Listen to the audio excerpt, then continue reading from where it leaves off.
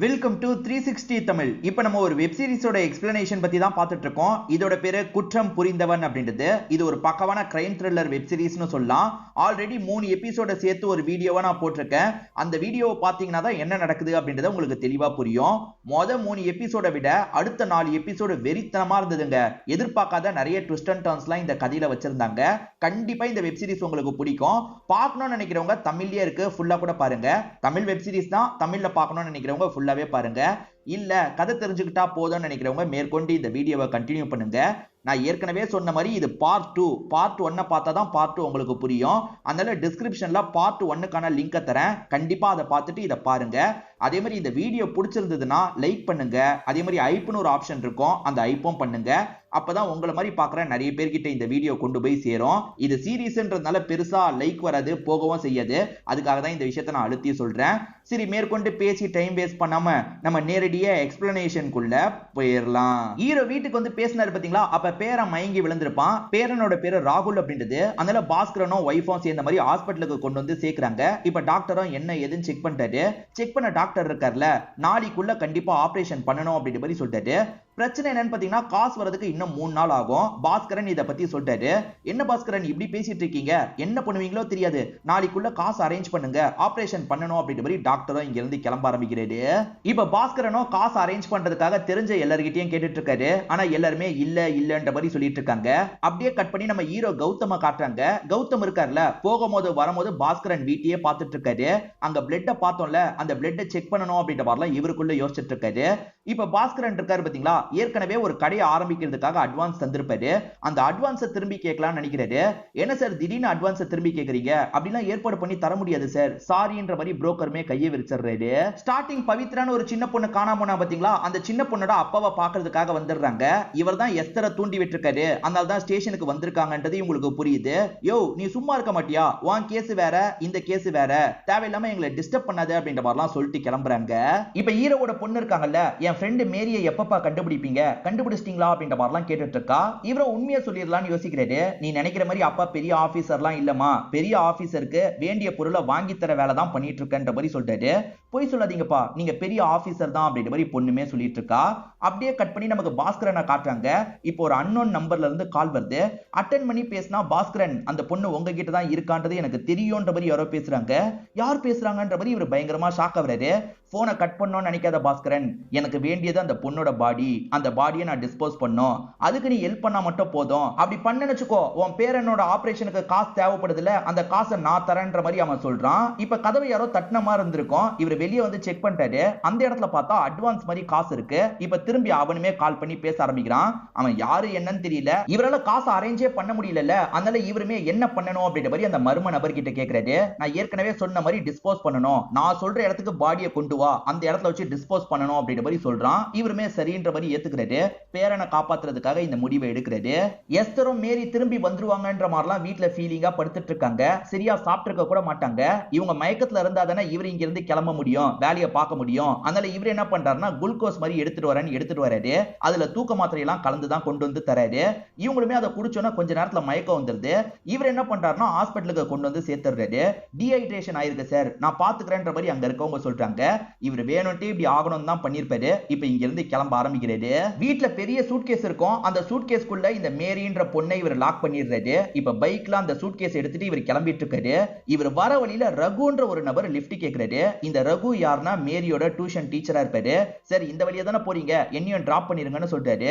வேற வழி இல்லாம இவருமே ரகுவை ஏத்திக்கிறாரு. ரெண்டு பேருமே சேர்ந்த மாதிரி டிராவல் பண்ண ஆரம்பிக்கிறாங்க. இப்படி டிராவல் பண்ணி வந்துட்டு இருக்கும் போது அந்த மேரின்ற பொண்ணோட கையில இருக்க வாட்ச்ல இருந்து ஒரு சவுண்ட் கேக்குது. இந்த சவுண்டை இந்த ரகு கவனிச்சிடுறாரு. சார் சவுண்ட் கேக்குது, நிறுத்துங்கன்ற மாதிரி சொல்லிட்டாரு.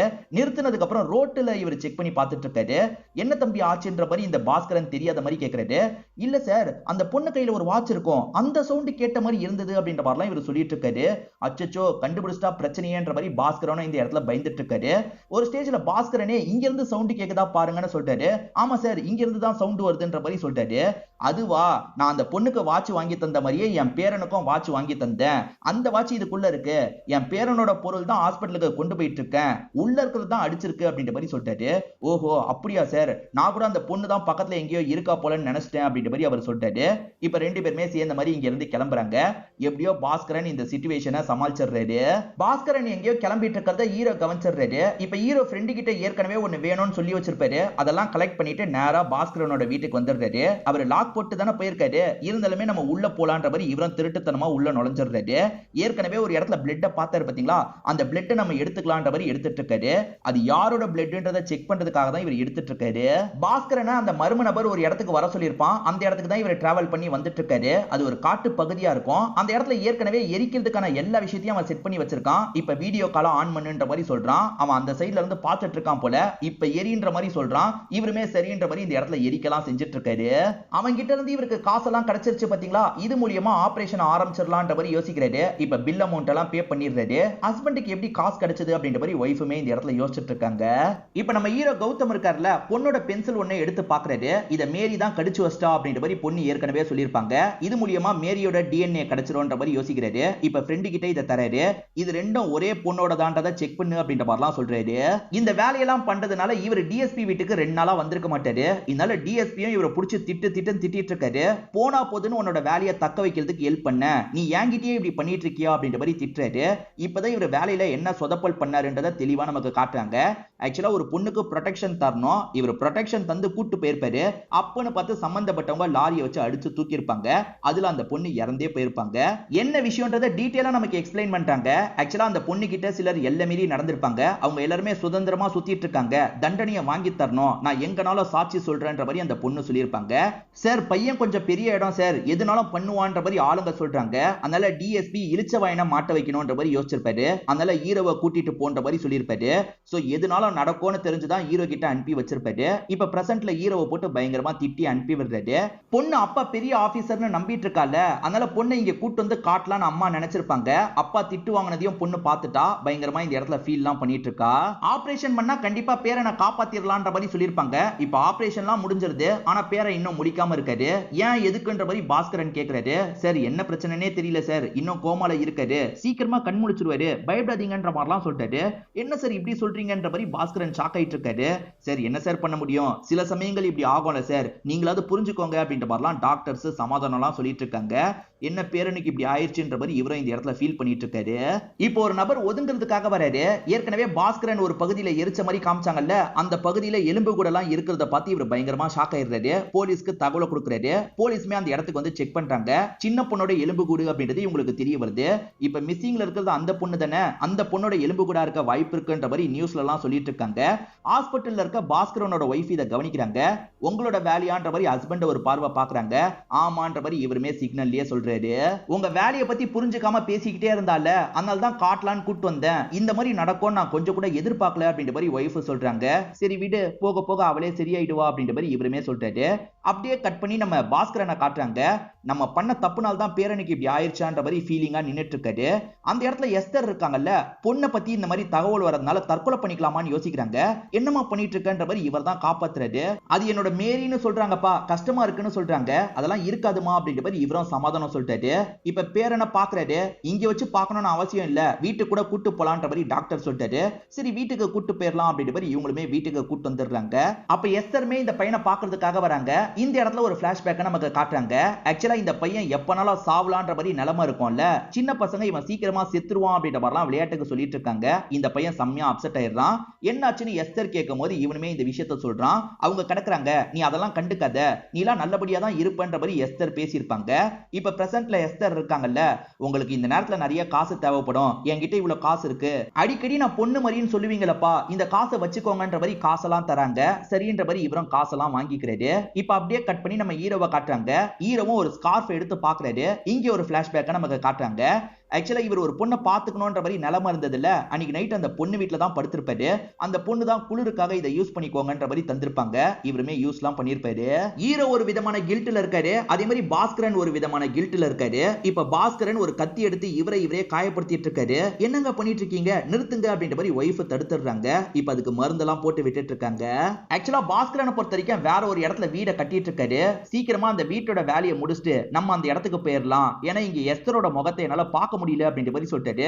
சீக்கிரமா வீட்டு வேலையெல்லாம் முடியுன்ற மாதிரி காசெல்லாம் தந்துட்டு இருக்காரு. இப்ப நைட்டு நிறைய இவர் நடந்து வந்துட்டு இருக்கும் போது அந்த இடத்துல ஒரு பாடி இருக்கு. யாரோட பாடின்னு பாக்குறதுக்காக பக்கத்துல போயிட்டு இருக்காரு. எஸ்தர் தான் சட்டுன்னு எந்திரிச்சு நிக்கிறாங்க. இது எல்லாம் இவருக்கு வந்த கனவா இருக்கும். இத பத்தியே தான் இவர் யோசிச்சுட்டு இருக்காரு. நம்ம ஹீரோ செக் பண்றதுக்காக ஃப்ரெண்டு கிட்ட தந்தார்ல, ஃப்ரெண்டு மேட்ச் ஆயிடுச்சு அப்படின்ற மாதிரி சொல்லிட்டாரு. அப்ப பாஸ்கரன் ஸ்டேஷனை நோக்கி நடந்து போயிட்டு இருக்கிறது இவர் கவனிக்கிறாரு.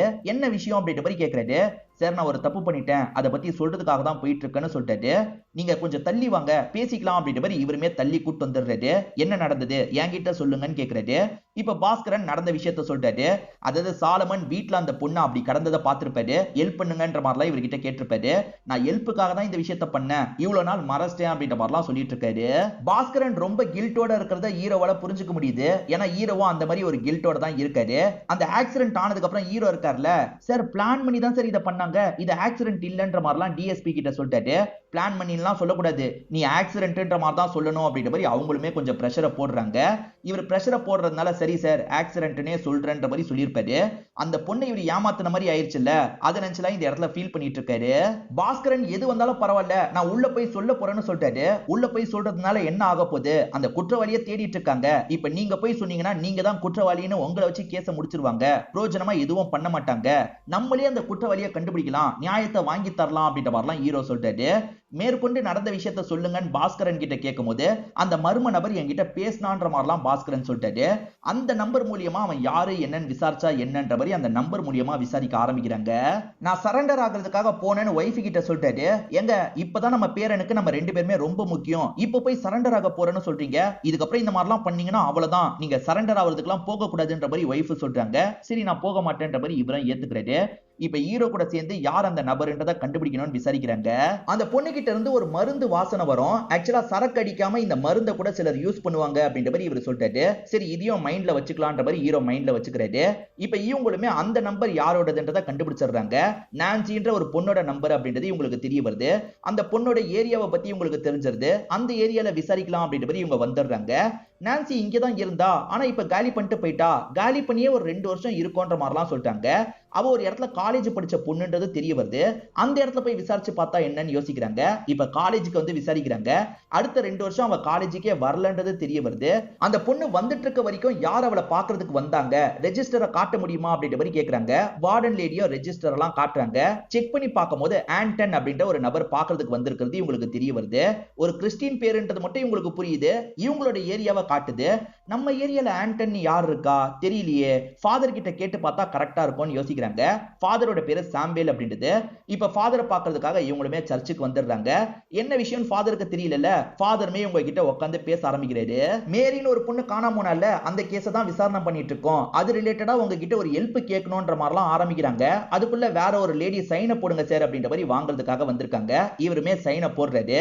ஆக்சுவலா ஆண்டன் சாம்பேல் அப்படின்ற மாதிரி தான் சைனை போடுறாரு. இவரோட முழு பேர் தான் ஆண்டன் சாம்பேலா இருக்கும். அப்ப இவன் தான் அந்த ஆண்டனான்ற மாதிரி இவங்க ஒரு பார்வை பார்த்துட்டு இருக்காங்க. இப்ப இவரை சந்தேகப்படுற மாதிரி நிறைய கேள்வி எல்லாம் கேட்டுட்டு இருக்காங்க. அப்பன்னு பார்த்து போன் அடிக்குது. இவர்கிட்ட இன்னொன்னு போன் இருக்கிறது இப்ப இவங்களுக்கு தெரிய வருது. என்ன ஃபாதர் 2-3 போன் யூஸ் பண்ணுவீங்க போலியே அப்படின்ற மாதிரிலாம் ஹீரோ மடக்கிற மாதிரி கேட்கறாரு. இதை தாண்டி உங்களுக்கு நான்சியை தெரியுமான்னு கேட்கறாரு. ஆமா, இதுக்கு முன்னாடி நான் ஒரு சர்ச்சில் இருந்தேன்ல, அங்க நான்சி எனக்கு ஓரளவுக்கு பழக்கம், அவளை காலேஜ்ல எல்லாம் கூட போய் பார்த்திருக்கன்ற மாதிரி இவர் சொல்லிட்டாரு. இவர் ஏதோ தப்பு பண்றாரு அப்படின்றது இவங்களுக்கு தோணுது. ஆனா இப்ப எந்த ஆதாரமும் இல்லல்ல. சரி நாங்க வரோன்ற மாதிரி எந்திரிச்சு இங்க இருந்து நடக்க ஆரம்பிக்கிறாங்க. அப்படி நடந்து போயிட்டு இருக்கும் போது பாஸ்கரன் அந்த மருந்தை பாக்குறாரு. அதாவது குடிக்கிறதுக்கு பதிலா அந்த மருந்தை யூஸ் பண்ணுவாங்கன்னு சொன்னாரு பாத்தீங்களா, அந்த மருந்தை பாக்குறாரு. அந்த மருந்து இங்க இருக்குன்னா இவர் தான் இந்த விஷயத்த பண்ணாரான்ற மாதிரி ஒரு கேள்வி வருது. இப்ப ஹீரோவா சட்டுன்னு இந்த பாஸ்டரை லாக் பண்ணிட்டாரு. ஒழுங்குமுறை ரீதியா உண்மையை சொல்லு அப்படின்ற மாதிரிலாம் கேக்குறாரு. சார் என்ன சார் கேக்குறீங்க, எனக்கு புரியலன்ற மாதிரி சொல்லிட்டாரு. அந்த மேரிய நீ தானே ஏதோ பண்ணிருக்க, ஒழுங்கா சொல்றா அப்படின்ற மாதிரிலாம் கேக்குறாங்க. சார் சத்தியமா நான் எதுவுமே பண்ணல சார், எனக்கு தெரிஞ்ச எல்லா விஷயத்தையும் நான் சொல்லிடுறேன்ற மாதிரி சொல்ல ஆரம்பிக்கிறாரு. இவரை பொறுத்த வரைக்கும் சரக்கெல்லாம் போய் வாங்க முடியாதுல்ல, அதனால தான் இதை இவர் ட்ரக் மாதிரி யூஸ் பண்ணிட்டு இருக்காரு. ஆக்சுவலா இந்த ட்ரக் ஒருத்தன் எனக்கு சப்ளை பண்ணிட்டு இருக்கான் சார், அவன் இதை பண்ணிருக்க வாய்ப்பு இருக்கு, இதை நான் சொல்லி இருந்தா பிரச்சனை வந்திருக்கும், அதனால தான் சொல்லாம மறைச்சேன், இப்ப நான் சொல்றேன் அப்படின்ற மாதிரி ஒரு விஷயத்த சொல்றாரு. அந்த நாள் நைட்டு அந்த பொண்ணோட வீட்டை விட்டு ரகுன்றவர் ஓடி போறாரு, அதாவது டியூஷன் டீச்சர் ஓடி போறாரு. இந்த விஷயத்தை இந்த ஃபாதர் பார்த்திருப்பாரு. இந்த ஃபாதரை பொறுத்த வரைக்கும் ரகு கிட்ட இருந்து தான் அந்த மருந்தை வாங்கிட்டு இருக்காரு. சோ நம்ம தேவையில்லாம பிரச்சனையில மாட்ட வேணாம், இவனை பத்தி எதுவும் சொல்லாம இருந்துடலான்றதுக்காக தான் சொல்லாம இருந்திருப்பாரு. அப்ப ரகு தான் இந்த விஷயத்த பண்ணானா அப்படின்ற மாதிரி இவங்க யோசிக்க ஆரம்பிக்கிறாங்க. இப்ப போலீஸுங்க கிட்ட எல்லாம் இந்த விஷயத்த சொல்லிடுறாங்க. போலீஸ் என்ன பண்றாங்கன்னா, அவர் டியூஷன் எடுத்துட்டு இருக்கும்போது லாக் பண்ணி கூட்டு போறாங்க. அவரோட போன் எல்லாம் புடிங்கி செக் பண்றாங்க. அப்படி செக் பண்ணும்போது மேரிய ஏகப்பட்ட போட்டோஸ் எடுத்து வச்சிருக்கிறது தெரியுது. இப்ப இன்ஸ்பெக்டர் இருக்கார்ல, சார் இவன் தான் சார் மேரின்ற அந்த பொண்ணு மேல ஒரு கண்ணா இருந்திருக்கான், இவன் தான் ஏதோ பண்ணிருக்கான் போல, சீக்கிரமா நாங்க கண்டுபிடிச்சிடுறோம் அப்படின்ற மாதிரிலாம் டிஎஸ்பி கிட்ட இன்ஃபார்ம் பண்ணிட்டு இருக்காரு. அவனை இப்ப செல்லுக்குள்ள லாக் பண்ண மாதிரி உட்கார வச்சிருக்காங்க. இப்ப அடுத்த எபிசோடு ஸ்டார்டிங் சீனே இவன் பண்ண விஷயத்தை நமக்கு காட்டுறாங்க. அந்த பொண்ணு படிச்சிட்டு இருக்கும் போது அந்த பொண்ணுக்கு தெரியாம போட்டோஸ் எல்லாம் எடுத்துட்டு இருக்கான். அந்த பொண்ணுக்கு கையில அடிபட்டு இருக்கும், கையை தடவி கொடுக்குற மாதிரி கொஞ்சம் தப்பாலாம் டச் பண்ணிட்டு இருக்கான். அதாவது குறுகுறுன்னு அந்த பொண்ணையே இவன் பார்த்துட்டு இருக்க மாதிரிலாம் நமக்கு காட்டுறாங்க. அந்த ரகு மாட்டிருக்கான்னு தெரிஞ்சோட எல்லாருமே இந்த இடத்துக்கு வந்துடுறாங்க. அதாவது பசங்களை இழந்த எல்லா பேரண்ட்ஸுமே இந்த இடத்துக்கு வந்துடுறாங்க.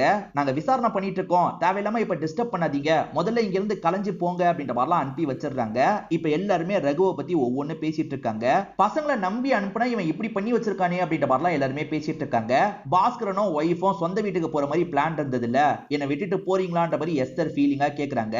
பேரனை மேலேயும் கீழேயும் இறக்க முடியலமா, அதனால தான் இப்படி போறதுக்கான முடிவு எடுத்தோம், மன்னிச்சிரு அப்படின்ற மாதிரி இவங்களுமே திங்ஸ் எல்லாம் எடுத்துட்டு கிளம்பிடுறாங்க.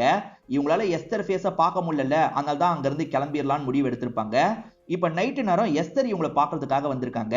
குறிப்பா பாஸ்கரன் கிட்ட பேசணும்ன்ற மாதிரி தான் ரூம் கிட்ட வந்துட்டு இருக்காங்க. என்னாச்சுன்னு கேக்குறாரு. அப்பா உங்ககிட்ட ஒரு விஷயத்த நான் சொல்லணும் அப்படின்ற மாதிரி இவங்களுமே ஒரு முக்கியமான விஷயத்த பேச ஆரம்பிக்கிறாங்க. இந்த சைடு ஹீரோ இருக்கார்ல, அந்த ரகு கிட்ட பேசணும்ன்ற மாதிரி யோசிக்கிறாரு. எதுக்காகடா மேரி கிட்ட எல்லை மீறி நடந்தன்னு கேக்குறாரு. எது நான் எல்லை மீறி நடந்தனா அப்படின்ற மாதிரி அவன் ஷாக் ஆயிட்டு இருக்கான். அன்னைக்கு இவங்க மேரிய சர்ச்சுக்கு கூப்பிட்டு இருப்பாங்க, அவ வீட்லயே இருக்கேன் நான் வரமாட்டேன்னு சொல்லியிருப்பா. இவங்க மட்டும் தான் சர்ச்சுக்கு கிளம்பியிருப்பாங்க. ரகு வேற யாரும் இல்லப்பா, என்னோட முன்னாள் காதலன் அப்படின்ற மாதிரி இவங்களுமே ஒரு விஷயத்த ரிவீல் பண்றாங்க. ஒரு 6-7 வருஷத்துக்கு முன்னாடி நடந்த விஷயத்த நமக்கு காட்டுறாங்க. அந்த டைம் ரகுவும் இவங்களும் லவ் பண்ணிருப்பாங்க.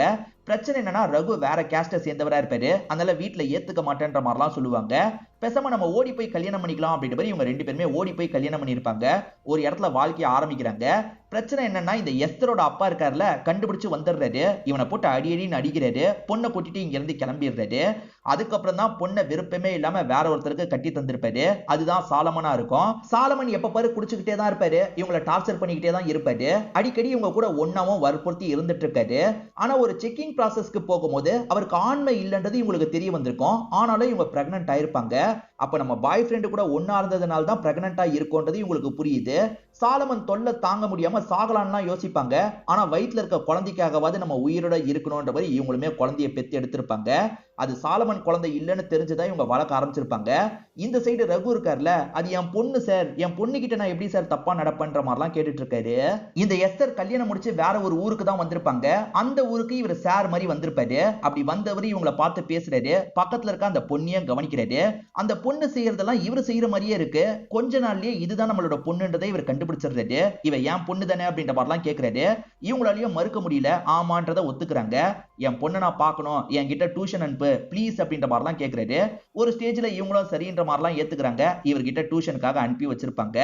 டியூஷன்ல பொண்ணை பாக்குற வாய்ப்பு கிடைக்குதுல்ல, இவருமே அதை நினைச்சு சந்தோஷப்படுவாரு. இவர் தப்பான கண்ணோட்டத்தோட அந்த பொண்ணை பார்த்த மாதிரிலாம் நமக்கு காமிச்சாங்கல்ல, அது உண்மை கிடையாது. பொண்ணுன்றதுனால பாசமா தான் பாப்பாரு. அந்த பொண்ணுக்கு தெரியாம போட்டோ எல்லாம் எடுப்பாரு. அதே மாதிரி அந்த பொண்ணை பாசமா தான் டச் பண்ணுவாரு, தப்பான எண்ணத்துல டச் பண்ண மாட்டாரு. இப்பதான் அந்த விஷயம் எல்லாம் நமக்கு புரியுது. நீ சாலமன் கூட விருப்பமே இல்லாம தானே வாழ்ற, நம்ம 3 பேர் எங்கேயாவது கிளம்பிடலான்ற மாதிரி சொல்லிட்டாரு. ஆனா இவங்க ஏத்துக்க மாட்டாங்க. இவர்கிட்ட பேசிட்டு வெளியே வரும்போது பொண்ணு இருக்கா பாத்தீங்களா, இவங்க 2 பேர் பேசின எல்லாத்தையும் கேட்டிருப்பா. பொண்ணுக்கு சில விஷயங்கள் புரியவும் ஆரம்பிச்சிருது. அப்பத்துல இருந்து பொண்ணு அம்மா கிட்ட சரியாவே பேச மாட்டா. எப்பவுமே அம்மா தான் ஸ்கூல்ல விடுவாங்க. ஆனா இப்ப பொண்ணு இருக்கா பாத்தீங்களா, தாத்தா நான் உங்க கூடயே வரேன்ற மாதிரி பைக்ல ஏறி உட்காந்துடுறா. அம்மாவை அவாய்ட் பண்றத பாஸ்கரம் கவனிக்காம தான் இருந்திருப்பாரு. இதை எப்படி உனக்கு புரிய வைக்கிறதுன்னு கூட எனக்கு தெரியல, என்ன மன்னிச்சிருமா அப்படின்ற மாதிரி பொண்ணு கிட்ட இவங்க பேசிட்டு இருக்காங்க. அப்ப பொண்ணு இருக்கால, நான் கூட அப்பா தான் கெட்டவர்னு நினைச்சேன், ஆனா நீ தான் கெட்டவ அப்படின்ற மாதிரி சொல்றா. இதை கேட்கிற இவங்க உடஞ்சு போயிடுறாங்க. அதுக்கப்புறம் தான் இவங்க பிரேயர் பண்ணலான்ற மாதிரி சர்ச்சுக்கு கிளம்பி போயிருப்பாங்க. இவங்க கிளம்பி போகும்போது பொண்ணு வீட்டுல தான் இருந்திருப்பா. இந்த இடத்துக்கும் ரகு வந்துடுறாரு. நம்ம பேசாம ஓடி போயிடலாம், உன் பொண்ணுக்கு புரிய வச்சிடலாம்னு சொல்றாரு. ஆனா இவங்க ஏத்துக்க மாட்டாங்க. என்னால அப்படிலாம் பண்ண முடியாது, நான் சாலமன் கூட தான் வாழ போறேன்ற மாதிரிலாம் சொல்றாங்க. திரும்பி சர்ச்சுக்குள்ள போயிடுறாங்க. அப்ப இவர் இருக்கார்ல, நம்ம போய் சாலமனுக்கு இதெல்லாம் புரிய வைக்கலாம் அப்படின்ற மாதிரி வீட்டை நோக்கி நடக்க ஆரம்பிக்கிறாரு. இவர் வீட்டுக்கிட்ட வராரு பாத்தீங்களா, இவரை பார்த்தோன்னா சாலமன் பயங்கரமா டென்ஷன் ஆகி சண்டை போடுறதுக்காக வராரு. பொண்ணுகிட்ட எல்லை மீறி நடந்தது இவன் தான் போல அப்படின்ற மாதிரி தான் சாலமன் அடிக்கிறதுக்காக வராரு. அப்ப இவர் தள்ளி விடுவாரு. சாலமன் பொத்துன்னு மேல இருந்து கீழே விழுந்துடுறாரு. அச்சுச்சோ தெரியாம இப்படி பண்ணிட்டுமே அப்படின்ற மாதிரி இவரும் பதட்டத்துல வேகமா இங்க இருந்து கிளம்பிடுறாரு. இவர் வந்தது எதையும் பாஸ்கரன் பார்த்திருக்க மாட்டாரு. அவனே தான் இறந்து போயிட்டான்ற மாதிரி பாஸ்கரன் நினைச்சிருப்பாரு. இப்பதான் ரகு தான் தள்ளி விட்டது தெரிய வருது.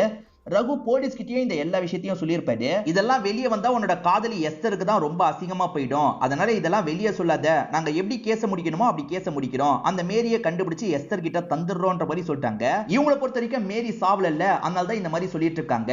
ஆனா ஹீரோக்கு செத்துட்டாங்கன்னு தெரியும்ல, அதுவும் ரேப் செய்யப்பட்டு செத்துருக்காங்கன்னு தெரியும்ல, அதை பத்திலாம் இங்க ரகு கிட்ட சொல்லிடுறாரு. ரகுவும் இதெல்லாம் கேட்டு பயங்கரமா இந்த இடத்துல ஃபீல் பண்ணிட்டு இருக்காரு. ஆக மொத்தத்துல ரகு இந்த விஷயத்த பண்ணலன்றது உங்களுக்கு தெரிஞ்சிருது. ரகு பண்ணலனா வேற யாரு பண்ணிருப்பா, என்னவா இருக்கும் அப்படின்ற மாதிரி இவங்களுமே பயங்கரமா யோசிச்சுட்டு இருக்காங்க. இப்ப ஹீரோவும் ஸ்டார்டிங்ல இருந்து நடந்த எல்லா விஷயத்தையும் யோசிச்சு பாக்குறாரு. எல்லாரும் பேசினதையும் மைண்டுக்குள்ள ஓட்டி பாக்குறாரு. அப்படி ஓட்டி பார்க்கும்போது பாஸ்டர் சொன்ன ஒரு விஷயம் இவரோட மைண்டுக்குள்ள திரும்ப திரும்ப வந்துட்டு இருக்கு. எனக்கு ஒண்ணு தோணுது, நான் பாஸ்டரை பார்த்துட்டு வரேன் அப்படின்ற மாதிரி இங்க இருந்து கிளம்புறாரு. அன்னைக்கு பாஸ்டரை பார்க்க வரும்போது பாஸ்டர் ஒரு விஷயத்த சொல்லியிருப்பாரு. முதல்ல பவித்ரான ஒரு பொண்ணு காணாம போனா பாத்தீங்களா, அந்த பொண்ணை பத்தி விசாரிக்க வரும்போது தான் ஒரு விஷயத்த சொல்லியிருப்பாரு. அதாவது பெத்தவங்க பண்ற பாவம் எல்லாம் பசங்களை தான் சேரும்ன்ற மாதிரி சொல்லியிருப்பாரு. எதுக்காக அந்த மாதிரி சொன்னீங்க அப்படின்ற மாதிரி கேட்கிறாரு. அதுக்கான காரணத்தை பாஸ்டர் சொல்லிட்டாரு. ஆக்சுவலா அந்த பவித்ராவோட அம்மா இருக்காங்கல்ல, வேற ஒருத்தர் கூட அஃபேர்ல இருக்கிற மாதிரி இவருக்கு நியூஸ் வந்திருக்கும். அதனால தான் இவரும் பேசும்போது அந்த மாதிரி ஒரு விஷயத்த சொல்லியிருப்பாரு.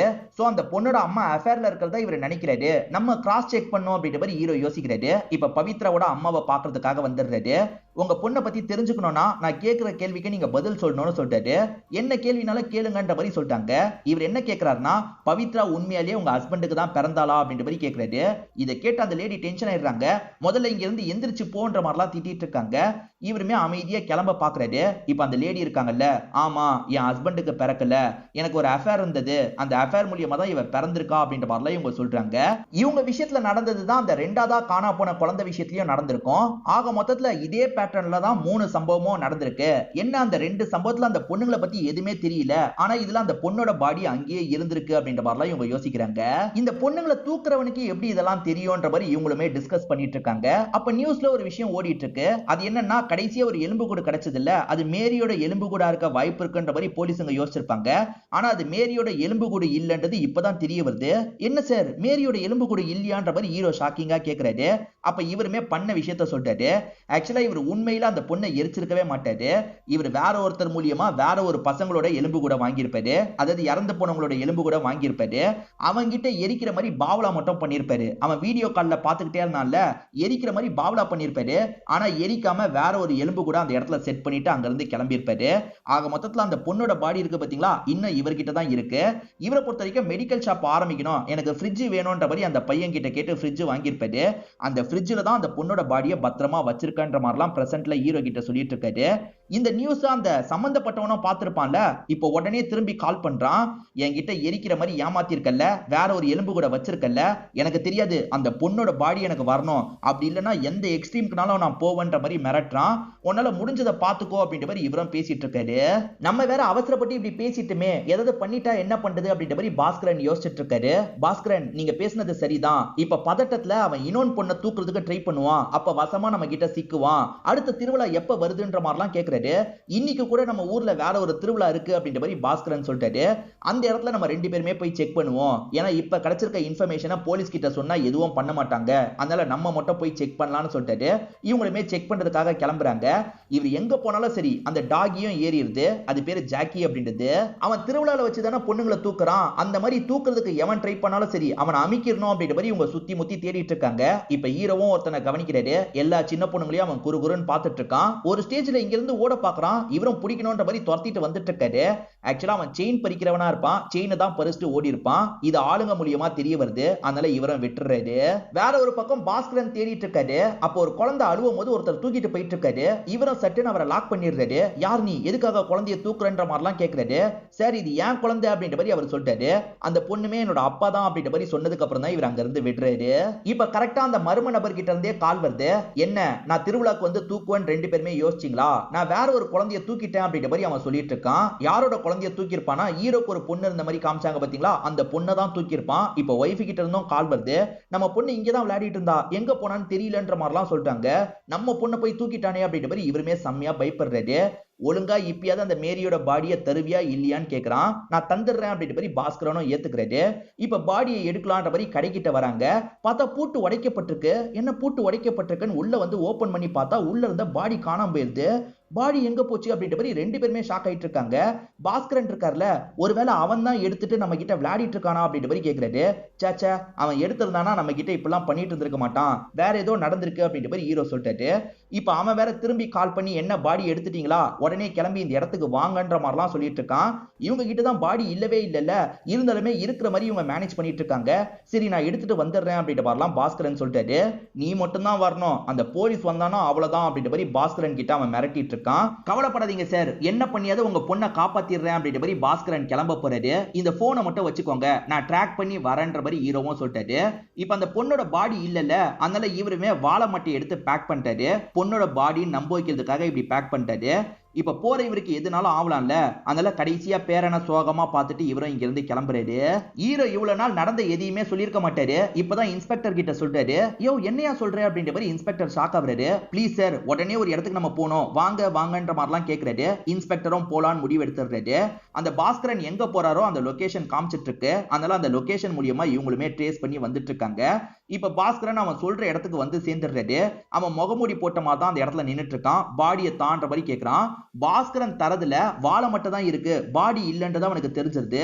திரும்பி என்ன ஏமாத்துறல அப்படின்ற மாதிரி அவனும் பாஸ்கரன் கூட சண்டை போடுறான். மாத்தி மாத்தி சண்டை போட்டுட்டு இருக்காங்க. ஹீரோவும் டீமும் ஃபாலோ பண்ணி இந்த இடத்துக்கு வந்துட்டு இருக்காங்க. ஹீரோவும் எக்ஸாக்ட் லொகேஷன் தெரியாம அங்கேயும் இங்கேயும் சுத்திட்டு இருக்காரு. பாஸ்கரன் அவன் போட்டு அடிச்சிட்டு இருக்கும் போது பாஸ்கரனும் பதிலுக்கு அடிக்கிறாரு. ஒரு ஸ்டேஜ்ல அவனோட மாஸ்க ஓபன் பண்ணிடுறாரு. அவன் ஃபேஸ நமக்கு காமிச்சிடுறாங்க. யார் தெரியுமா, பவித்ரான்னு ஒரு பொண்ணு காணாம போனாங்கல்ல, அந்த பொண்ணோட அப்பா தான் இந்த விஷயத்த பண்ணிருப்பாரு. இவரோட பேரு நம்ம மாறன்னு வச்சுக்கலாம். நல்லவர் மாதிரிலாம் ஸ்டார்டிங்ல இருந்து நடிச்சிருப்பாரு. ஆனா அவர் தான் இதுக்கு பின்னாடி இருக்காருன்னு தெரிய வருது. நம்ம ஃபேஸ வேற பார்த்துட்டான், இவனை ஏதாவது பண்ணணும் அப்படின்ற மாதிரி அந்த மாறனும் யோசிச்சுட்டு இருக்காரு. நீ எப்படிரா அப்படின்ற மாதிரிலாம் இவர் ஷாக்கிங்கா கேட்கிறாரு. மாறன் பண்ண விஷயத்தெல்லாம் சொல்ல ஆரம்பிக்கிறாரு. அது என்னன்னா, அன்னைக்கு நைட்டு இவர் தான் அந்த வீட்டுக்கு வந்திருப்பாரு. அந்த பொண்ணு கிட்ட எல்லை மீறி நடந்திருப்பாரு. வேற ஒரு நாள் பக்கத்துல இருக்க காட்டு பகுதியில யாரோ நடந்து போனதை பாஸ்கரன் பார்த்தார்ல, இவர் தான் நடந்து போயிருப்பாரு. அந்த பொண்ணோட பாடியை பத்தி நியூஸே வரல, அதனால தான் இவர் அந்த பாடியை தேடி அந்த இடத்துக்கு வந்திருப்பாரு. இப்ப பிரசன்ட்ல பாஸ்கரன் இருக்கார்ல, ஹீரோக்கு நம்ம இருக்கிற லொகேஷனை காட்டணும்ன்றதுக்காக டார்ச் லைட் அடிக்கிறாரு. அந்த வெளிச்சத்தை பாக்குறவங்க வேகமா இந்த இடத்துக்கு வந்துட்டு இருக்காங்க. அதுக்கு முன்னாடி பாஸ்கரன் கதையை முடிக்கணும்ன்ற மாதிரி அந்த மாறன் இருக்கார்ல, தண்ணியில புடிச்சு அமுக்கிட்டு இருக்காரு. பாஸ்கரன் உயிர் கொஞ்சம் கொஞ்சமா போயிட்டு இருக்கு. அப்பன்னு பார்த்து இவரோட ஜாக்கி இருக்கு பாத்தீங்களா, வேகமா இவனை அட்டாக் பண்றதுக்காக வந்துருது. இந்த ஜாக்கியை இவர் கீழ இருந்து எடுத்துதான் வளர்த்திருப்பாரு. அந்த ஜாக்கி காப்பாத்துறதுக்காக இவனை கடின்னு கடிச்சிட்டு இருக்கு. நாயை, உன்னை நான் அன்னைக்கே சாவடிச்சிருக்கணும் அப்படின்ற மாதிரி இவனுமே அந்த நாயை பயங்கரமா அட்டாக் பண்றான். இப்பதான் நடந்த விஷயத்த நமக்கு காட்டுறாங்க. அந்த பொண்ணு கிட்ட எல்லை மீறி நடந்தவன் அந்த பொண்ணை தூக்கிட்டு போலான்னு நினைக்கிறான். ஆனா அங்க இருக்க டாக் விட மாட்டேங்குது. என்ன டாக் விட மாட்டேங்குது அப்படின்ற மாதிரி முழிக்கிறான். பொண்ணோட பாடியை வீட்டுக்குள்ளேயே வச்சிடறான். இவன் மட்டும் எகிரி குதிச்சு அங்க இருந்து தப்பிச்சு ஓடிடுறான்.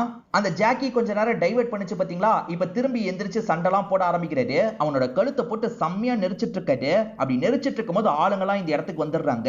இவன் தான் இதுக்கு பின்னாடி இருக்கானான்ற மாதிரி இவனை லாக் பண்ணிடுறாங்க. தன்னோட பொண்ணை காப்பாத்தினதுக்காக ஹீரோவும் நன்றிலாம் சொல்லிட்டு இருக்காரு.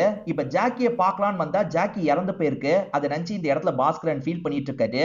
இவன் தான் பண்ணான்றது தெரிஞ்சது இல்ல. இப்ப டிஎஸ்பி கிட்ட என்ன நடந்தது அப்படின்றத இன்ஸ்பெக்டர் எக்ஸ்பிளைன் பண்ணிட்டாரு. இவன் என்னெல்லாம் பண்ணா அப்படின்றது இப்பதான் நமக்கு ஒவ்வொன்னா தெரிய வருது. இவனை பொறுத்த வரைக்கும் லேப் டெக்னீஷியனா ஒர்க் பண்ணிட்டு இருக்கான் பாத்தீங்களா, அங்க நிறைய பெண்களே டெஸ்ட் எடுக்கிறதுக்காக வருவாங்க. பெண்கள் கிட்ட சில்மிஷம் பண்றதுக்கு இவனுக்கு கொஞ்சம் பயமா இருக்கும், பிரச்சனை வந்துட போகுதுன்னு யோசிச்சிருப்பான். அதனால சின்ன சின்ன பொண்ணுங்க வருவாங்கல்ல, அவங்க கிட்ட அப்பப்ப இவன் சில்மிஷம் எல்லாம் பண்ண ஆரம்பிச்சிருப்பான். இவனை பொறுத்த வரைக்கும் அடுத்தவங்களோட ரகசியத்தை தெரிஞ்சுக்கிறது தான் ரொம்ப பிடிக்கும். அங்க பேரண்ட்ஸ் குழந்தைங்க ஒன்னா பிளட் டெஸ்ட் கொடுக்க வந்தாங்கன்னு வச்சுக்கோங்களேன், அந்த சாம்பிள் எல்லாத்தையும் மேட்ச் பண்ணி பார்ப்பான். ஒரு சந்தோஷம் அதுல இவனுக்கு கிடைக்கும், அதனால மேட்ச் பண்ணி பார்ப்பான். அதனால இந்த குழந்தை இந்த அப்பாக்கு தான் பிறந்ததா இல்லையான்றதை இவனால கண்டுபிடிக்க முடியும். ஒரு வாட்டி இவன் ஃபேமிலிக்கு செக் பண்ணி பார்க்கும் போதுதான் அது நம்ம குழந்தை இல்லன்றது இவனுக்கு தெரிய வந்திருக்கும். இவன் பயங்கரமா ஷாக் ஆயிருப்பான். அப்போ வைஃப் நம்மள சீட் பண்ணிருக்கா போல அப்படின்ற மாதிரிலாம் செம்ம டென்ஷன் ஆவறான். அதே சமயம் அது நம்ம பொண்ணு இல்லையா, நம்ம பொண்ணு இல்லனா எல்லை மீறி நடந்தா என்னன்ற மாதிரிலாம் இவன் சைக்கோத்தனமா யோசிக்கிறான். அதாவது இவன் பொண்ணு இல்லன்னு தெரிய வருதுல, அதனால அந்த பொண்ணையே தப்பான பார்வையில பாக்குறான். அந்த பொண்ணை கூட்டிட்டு இவன் திருவிழாக்கு போனா பாத்தீங்களா, திருவிழால அந்த பொண்ணு விளையாடுறதுக்காக தள்ளி போயிருப்பாங்க. இவனும் ரெஸ்ட் ரூம் போயிட்டு வரேன்ற மாதிரி வைஃப் கிட்ட சொல்லிட்டு பொண்ணு கிட்ட எல்லை மீறி நடந்திருப்பான். பொண்ணோட பாடியை ஒரு இடத்துல போட்டு எரிச்சிருப்பான். இதே மாதிரிதான் ரேணுன்ற ரெண்டாவது பொண்ணையும் இவன் சாவடிச்சிருப்பான். மூணாவது பொண்ணை சாவடிச்சு பாடியை கொண்டு போலான்னு நினைக்கிறதுக்குள்ள அந்த நாய் டிஸ்டர்ப் பண்ணதுனால பாடி அங்கேயே போட்டிருப்பான். இப்படிதான் நடந்ததுன்றது தெரிய வருது. இப்ப டிஎஸ்பி இவனை போட்டு அடின்னு அடிக்கிறாரு. இவனை லாக் பண்ணி செய்ய வேண்டியதெல்லாம் செஞ்சுட்டு இருக்காங்க. அதே சமயம் பாஸ்கரன் தான் பண்ண எல்லா விஷயத்தையும் சொல்லியிருக்காரு. பாஸ்கரனும் சில தப்பு பண்ணியிருக்காருல, அதனால அரெஸ்ட் பண்ணும் அப்படின்ற மாதிரி அரெஸ்ட் பண்றதுக்காக ஆளுங்கெல்லாம் வந்துடுறாங்க. இது எல்லாம் எஸ்தருக்கு தெரிஞ்சதுனால பலார்னு கண்ணத்திலேயே அறையிறாங்க. இவ்வளவு நாள் மறைச்சிட்டார்ல, அதுக்காக தான் இப்படி அறையிறாங்க. சார் ஓகே தானே சார், வலிக்கல அப்படின்ற மாதிரி ஹீரோ கேக்குறாரு. சொல்ல போனா இப்பதான் சார் என்னோட வலிலாம் குறைஞ்சிட்டு இருக்குன்னு சொல்லிட்டாரு. இவ்வளவு நாள் கில்ட்டோட இருந்தார்ல, அந்த கில்ட் பயிற்சின்ற மாதிரி நமக்கு காட்டுறாங்க. எஸ்தர் அடிக்கடி அம்மா அப்பா கிட்ட கோவப்பட்டதுக்கு காரணம் என்னன்னா, லவ் பண்ணவன கல்யாணம் பண்ணி வைக்காம வேற ஒருத்தனை கல்யாணம் பண்ணி வச்சிட்டாங்கல்ல, அதனால தான் கோவப்பட்டிருப்பாங்க. கொஞ்ச நாள் தான் இவர் ஜெயில இருக்காரு. அதுக்கப்புறம் இவரை ரிலீஸ் பண்ணிடுறாங்க. ஹீரோ தான் வீட்டுல டிராப் பண்ணிட்டு இந்த இடத்தை விட்டு கிளம்புறாரு. இப்ப இவரும் ஒய்ஃபை பாக்குறதுக்காக வர்றாருல, ஒய்ஃபுமே ஓடி வந்து கட்டி பிடிச்சிடுறாங்க. கோமால இருந்த பேரன் தேறி வந்துடுறான். இவர் பேரன் கிட்ட பேசுற மாதிரி பக்கத்துல போய் பேசிட்டு இருக்காரு. இன்னும் எஸ்தர் என்கிட்ட பேசாம இருக்கா, ஆனா இவனை பாக்குறதுக்கு தினமும் வந்துருவான்ற மாதிரி சொல்லிட்டாங்க. கரெக்டா எஸ்தர் வராங்க. இவங்க ரெண்டு பேர்கிட்டயும் பேச மாட்டாங்க, அந்த பையன் கிட்ட மட்டும் பேசிட்டு இருக்காங்க. ஹீரோ ஒய்ஃபு கூட கோயிலுக்கு வந்திருக்காரு. ஹீரோ வந்துடுறேன் அப்படின்ற மாதிரி ஹீரோ இருக்காருல, பக்கத்துல இருக்க குளத்துக்கிட்ட வந்துடுறாரு. அந்த ஸ்கார்ஃபையும் கொண்டு வந்திருப்பாரு. கில்ட்டோட இருந்தாரு பாத்தீங்களா, இப்ப அந்த கில்ட் போயிருது. இந்த ஸ்கார்ஃபை போட்டுலாம் அப்படின்ற மாதிரி ஸ்கார்ஃப் அந்த இடத்துல போட்டுறாரு. இப்ப ஆனந்தி இருக்காங்கல்ல, செடிக்கு தண்ணி எல்லாம் பாய்ச்சிட்டு இருக்காங்க. அத பேரன் கொஞ்சம் வித்தியாசமா பாக்குறான். இந்த இடத்துல தான் ஒரு விஷயத்தை நமக்கு ரிவீல் பண்றாங்க. ஆக்சுவலா பேரன் கோமால இருந்து வெளியே வரும்போது ஒரு விஷயத்தை கவனிச்சிருப்பான். அது என்னன்னா, பாட்டி அந்த இடத்துல எதையோ தோண்டி புதைச்சு வச்சிருப்பாங்க. என்ன புதைச்சாங்கன்றதை நமக்கு ரிவீல் பண்றாங்க. ஹஸ்பண்ட் பாடியை வச்சிருக்காருன்றது உங்களுக்கு தெரியும்ல. ஹஸ்பண்ட் வேற சரண்டர் ஆக போறேன்னு சொல்லிட்டாரு. அவர் சரண்டர் ஆயிட்டா பேரனை யார் பாத்துக்கிறது, அதனால பாடியை நம்ம டிஸ்போஸ் பண்ணிடணும்னு யோசிச்சிருப்பாங்க. ஹஸ்பண்டுக்கே தெரியாம கடைக்குள்ள வந்திருப்பாங்க. ஹஸ்பண்ட் வச்சிருந்த பாடியை ஹஸ்பண்டுக்கு தெரியாம கொண்டு போயிருப்பாங்க. பாடி திடீர்னு எப்படி காணாம போச்சுன்னா, இவங்க தான் அந்த பாடியை எடுத்திருப்பாங்க. ஹஸ்பண்ட் அவசரப்பட்டு சரண்டர் ஆயிடக்கூடாதுன்றதுக்காக தான் பாடியை இந்த இடத்துல இவங்க மறைச்சு வச்சிருப்பாங்க. கோமால இருந்து வெளியே வந்த பேரன் இந்த விஷயத்தை லைட்டா கவனிச்சிருப்பான். அவனுக்கு பெருசா புரியல, ஆனா லைட்டா கவனிச்சான்றதை நமக்கு ரிவீல் பண்ணி காமிச்சு இந்த சீரிஸோட கதையை முடிச்சிடுறாங்க. இந்த சீரிஸ்ல வந்த ட்விஸ்ட் அண்ட் டர்ன்ஸ்லாம் கண்டிப்பா உங்களுக்கு பிடிச்சிருக்கும் நம்புறேன். இந்த வீடியோ உங்களுக்கு பிடிச்சிருந்ததுன்னா லைக் பண்ணுங்க, கமெண்ட் பண்ணுங்க, மறக்காம 360 தமிழ் சேனலை சப்ஸ்கிரைப் பண்ணுங்க. தொடர்ச்சியா இந்த மாதிரி வீடியோக்கள் வந்துகிட்டே தான் இருக்கும்.